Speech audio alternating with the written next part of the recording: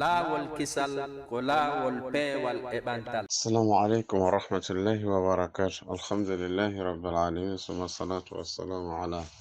ashrafil anbiya'i wal mursalin. Rabbi shrah li sadri wa yassir li amri wa hlul 'uqdatan min lisani yafqahu qawli. Mi hara musidɓe julɓe, wodi ko ɓeyditeten seeɗa ko ɓuri e raɓɓuɗude ko yowiti e lewru Jon Bente ndu wonɗen e mum ɗo. Ɗum tentini non ashura sappo mayru on, nyalande sappa ɓerende ma jeenayi e sappo ma sappo e sappo e go. En andi sikke wo ala ɓawon yettude Allahu subhanahu wa ta'ala fi nganyallal arangal ɗo faɗɗi jango tigi tigi on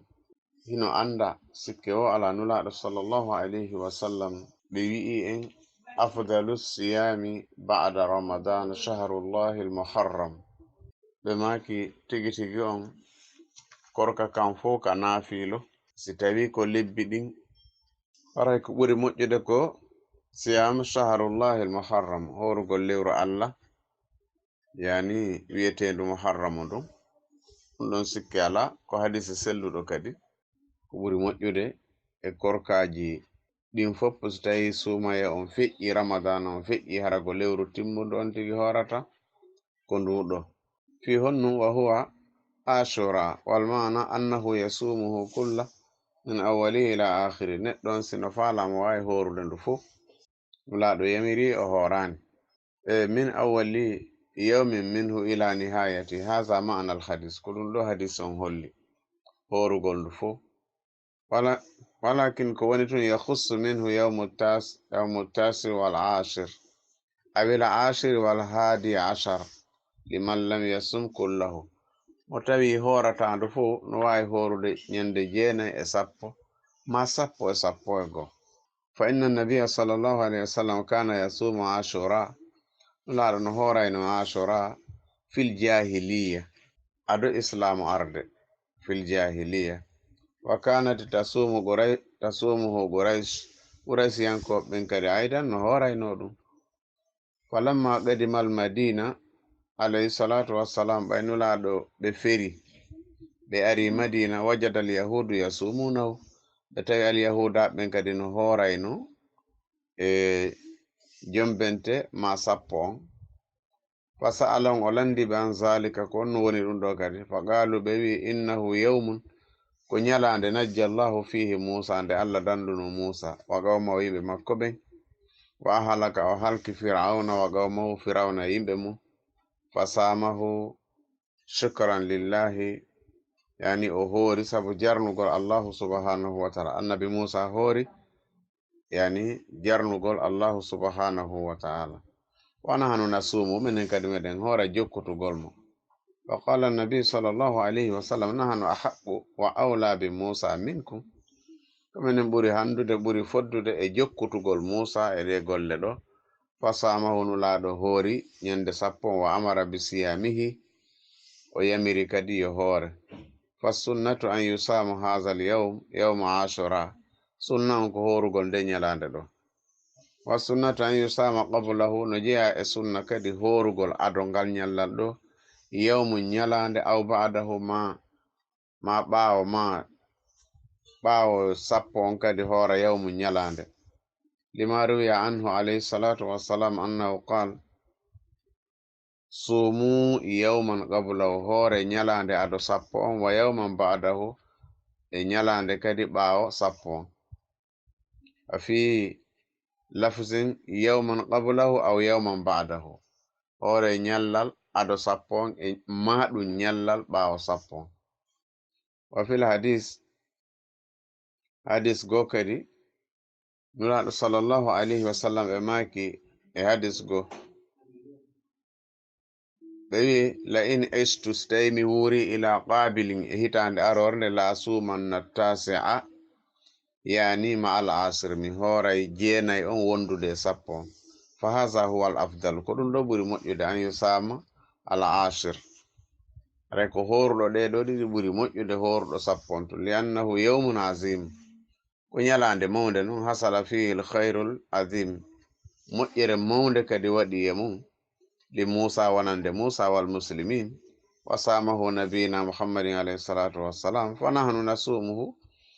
enen kadi hiɗen hoora ta asiyan bi nabiyina jokkugol nulaɗo men on sallallahu alayhi wa sallam wa amalan gollitirgol kadi bima shara'a ko sar'ini kon alayhi salatu wassalam wa nasumu hiɗen hoora maahu wondude e asura yawman qablahu nyallal adamun jeenayi on aw yawman ba'dahu ma nyallal ɓaawa mum fi honno mukhalafatu lil yahudi lutondirgol e ɓe al yahudaɓe wal afdal non ko ɓuri moƴƴude ko attasi'u ma al ashir ko jeenayi on e sappo li hadis abnulaɗo wi la ine estu simi wuri ila qabilin la asumanna tasi'a fa in sama al ashir wal hadi asar mo hoori nun kadi sappo e goo aw sama athalasatu fa kulluhu hasanun ɗum ɗo fo ino moƴƴi fa in sama tasi wal ashir wal hadi asara kullahu tayyib wa fihi mukhalafatu lil yahudi hara on tigi lundike al yahuda ɓen fa in sama shahru kullahu so hoori lewru ndu foppu kadi fa wa afdal ko ɗum ɗon tigi tigi on ɓuri e moƴƴude ara non en andi ko landa e ngal nyallal ɗo foppu ko landa e maggal ko horugol balɗe ɗiɗi ɗen ma horugol nyallal gotal nyande sappo ma jeenayi e sappo ma sa waɗi jeenayi e sappo e goo ko lundagol tigi tigi on ɓe alyahudaɓe kala ko andunoɗen hiɗen waɗa ka me'en ko soro yamma ko lotoyagol wiya nange lewru no ukkodiri ma bi'iru zam wonɗam makka ɗan hino ili ha ardi hella ka caangol mon ton ɗum ɗon foppu ko sama kala wi ko bidi awi ngi goɗɗo wo anda ma windugol ko qul huwallahu laabi temedere saare nden fo yara ma tigi tigi on ko juulugol darɗe temedere ma ila machallah ko waydata wano ɗiɗo ɗum ɗo foppu ko bidi aji ni ko goɗɗo wo anda ko ɓuri raɓɓurude ko musidɓe julɓe kala yeetiɗo ma tawi wana horugol nyande sappo on ma jeenayi on e sappo on ma jeenayi e sappo e goo ko kanko ton andi on to sinci ɗum ɗon ma horugol ndu fo ko wona ɗum ɗo kala ko andunoɗen heɗen waɗa tawi na ɗum ɗo ko yo on tigi haɓɓo ka hakkille mum ko fenande fus ko bidi akkati kala jogitiɗo ɗum ɗon ko dina non haray ko kanko tigi naadi hoore makko e bidiya no jiha e bidiyaji kadi goɗɗi ɗi anduɗen e ɗi anda bussi no jogiti nde nyalande ko yawmal husni nde ɗo nyalande jogodira e warede al Husayn jogodira ado al Husayn heɓede ma ado ben makko heɓede hari nde nyalande no teddina wiigol nde nyande ko nyalande suno ɗum ɗo kadi ko bidiyani wiigol nde ɗo kadi ko ina mari ko idun diniyan yani ko idan diniyan ko feeto yani ko idi nde nyande ɗum ɗo kadi ko bidiyani nde nyande wana idi al iktihal wa wad'ul hinayi waɗugol kale ka gite mum ma waɗa ko wiyeten jaɓe kon ka koyɗe mum ma ka juuɗe mum sabu nde nyalande ɗo ɗum ɗo ko bidiyani attawsi ata alal iyal dépensugol ɓeygure nde ɓen nde nyande mo maayi hino weela mo waali hino weela men da haray ko huɗama ma haray o woni kefeero ma ko honɗum ɗum ɗo kadi fof ko bidiya wiigol nde nyande mo weelama nde nyande o weelete hitande nden fof haysi on tigi wujji nde nyande nyamino dagi ɗum ɗo fof ko penale ko bidiya kadi taksis makulatin muayyan hertingol nyameteji nde nyande tawa ɗiɗo nyameteji ko nde nyande tum moƴƴinte ɗum ɗo fof ko bidiya bidiyaji gono ton hiɗi wondi ko wiyete shirku kon ko kanji e shirku wondi zabihatun fi hirsugol nde nyande haysi ko sondu hirsuɗa ma congi hirsuɗa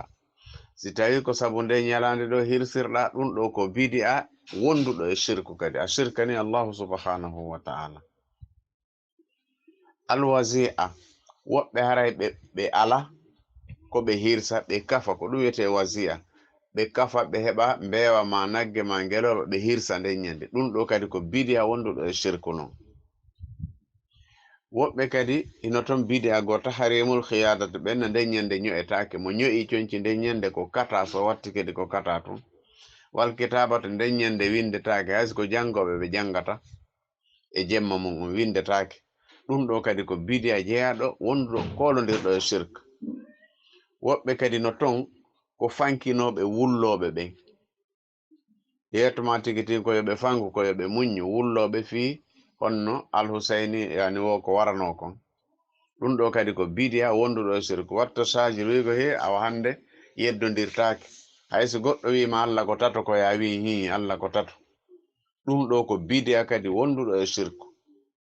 ɗum ɗo ko yimɓeɓe reno e mum no ton kadi woɓɓe jewi al istimalul bakhur woɓɓe ko ɗon sunnay suura e on ma parfum on nden ñande jemma on fu haraymo be suura hino marsa ɓe soda ɗum ko wiyete insen kon e anglais ma suura on ko anduɗen kon ɓe urna suudu ndum ma kala kay woni ɗum non kadi ko bid'a ɗum ko shirku no gasto saari woɓɓe femboto nden ñande sabu ñalande nden ɗum ɗo kadi ko shirku ni fembagol ko dewal mo gayni hajju koyo fembo ɗum ko dewal sa fembanike sabu goɗɗum go ko wona Allah ko shirku no a waɗi bid'a a waɗi shirk ɓe wi kadi woɓɓe kadi no ton bid'a go kadi woɓɓe kañum haysi fuɗɗode jawdi mum ndin wana e Jon Bente wana e Muharram ko nden ñande ɓe eɓɓi ittugo zakka zakatu maɓɓe on ko nden ñande ko forcé ko nden ñande ɓe ittata haysi wana no wonirno ka jawdi maɓɓe ko nden ñande ɗum ɗo kadi ko bid'a ni zakatu landaki ko fuɗɗode hitande nden ko tuma jawdi ndin timmi wo bid'a go kadi no ton e sirku yankojo ziyaratul quburi fi woɓɓe ko nden ñande yahata hiwroyagol kaburuji ɗi ɗum ko bid'a no ya hiwroyo kaburu hitande nden fopp sina nden ñande ɓe hiwroyta ko kaburuji ɗi ziyaratul qubur ɗum ɗon ina waɗɗi wana wigol ko asuratu takhsis bi qiyami layliha woɓɓe kadi ko nden ñande waɗata qiyamul layli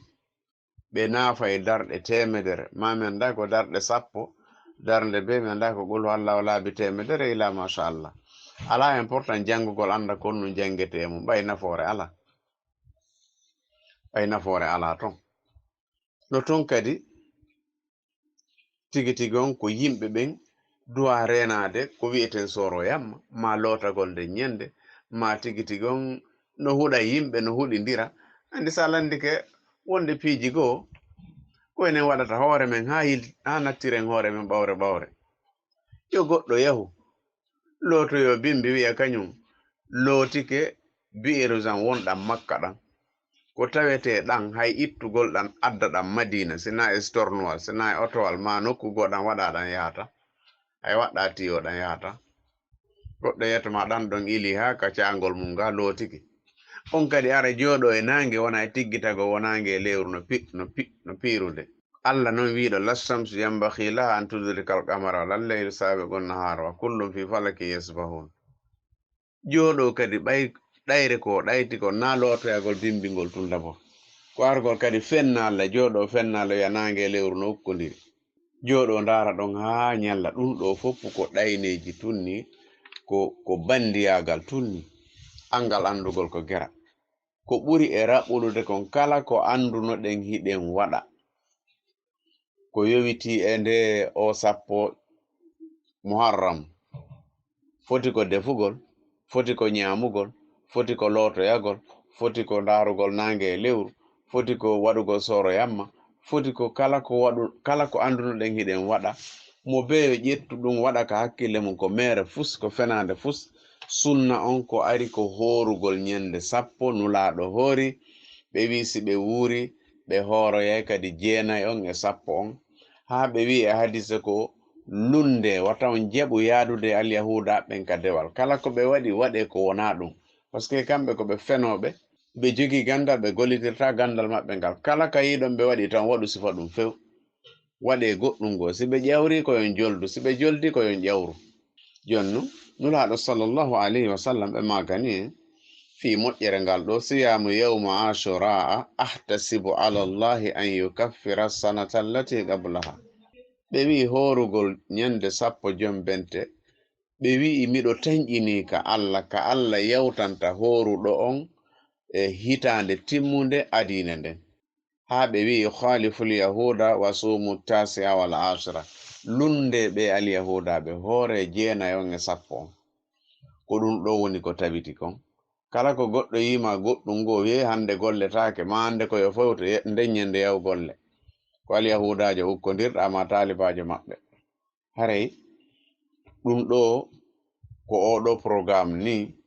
o ko woni arde ko jango non jango e dimanche on ko jango woni tigitigo nyalande 9 on e alatti on e tenen on woni tigitigo nyalande 10 ko ɗe ɗo ɗiɗi woni ko hoorete si on tigi hooray ala kadi wigol mi remplace e ɗum ɗo dewal go ala hayso ko fati sa wi ko ya cippi hara ko fati a wonɗa e jangude so tawi ko sabu nyalande ngaray ko bidia wonɗa wadde sa juuli darnde wotere ko sabu jango ko ashura ko bidia wonɗa wadde ko ɗum ɗo nulaɗo waɗi ko ɗum ɗo o yamiri haray noon hiɗen yamodira tigi tigi on hulen allahu subhanahu wa ta'ala parce que Allah tagirali en tigi tigi on sama kala na puyndan Allah tagiri en ko sobe jon non neɗɗo fo yo wakkilo hara wonali jofojo hara wonali ɗaytuɗo o ƴoƴa o golla ko nafatamo kon aduna e l'akhira haray miɗo hatta ɗo si moƴƴi ko min Allah subhanahu wa ta'ala si tawi kadi moƴƴani haray ko haalu ɗon e seytani hiɗen toro allahu subhanahu wa ta'ala as-sawaba yo hawrindin en ko wi'ete e sawaba kon haray wassalamu aleykum wa rahmatullahi wa barakatuhu. laawol kisal ko laawol peewal e ɓantal